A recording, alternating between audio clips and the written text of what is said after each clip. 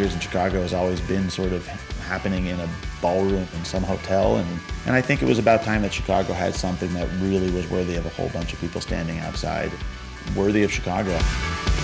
Chi-Town Roasting was a private event. You know, basically they wanted to create the 70-foot tall star that weighs 13,000 pounds move up the side of this building. We had only about 2.5 months to go from full conceptual to full completion for New Year's. We're gonna install these H-beams up here. That way we're load sharing between the two pulleys, and that's gonna get bolted up in the shop right now. The tight timeline gave us a challenge in the shop. We had to think about what we can fab here in our shop, what we can source out to some of our partners that we work with in town. And we had to get engineering plans done. We had to get approval from the city. We had to go through that permit process. We had to organize helicopter lifts. We had to get steel fabricated, structure of the star fabricated. It was an enormous undertaking for such a short time.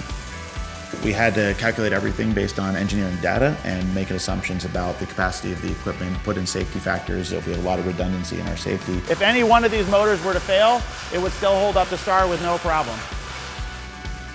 Then when we started building the star on site, and we started assembling these components, actually adding weight to our hoist, we were able to monitor how much strain the hoist were under by looking at the amperage and the current being drawn. And through that, we could make sure we were in our calculated capacity. So these are doing a lot of the work. So instead of the two in the spacing where they're supposed to be, they're just further where the engineers want them. So it's still, we're accomplishing the same goal. In total, we had to add 24,000 pounds of steel to the face of the building. And then we also added about 10,000 pounds of steel on top of the building. That's steel that supports the hoists, which weigh another 10,000 pounds, to actually lift the star. Helicopter was the most efficient way to do it. We only had one Sunday available to us. If we missed that Sunday morning, the helicopter lift wasn't going to be possible for us to meet our deadline. You know, you have that inevitable just cool factor of this is crazy and wild and awesome. It only took about, I think, 17 minutes to do all the lifts.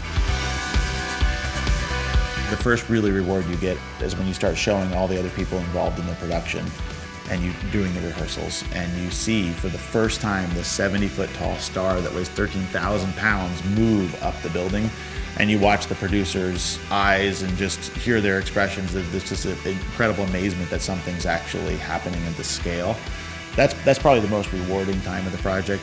You never have something you can always just point to and have your friends and family understand what you do. Sure, they can see you worked on the show, but when you can actually point to a star and point to the building and say, we did this, if you saw it on TV, it's a really nice feeling after years of trying to explain what you do for a living.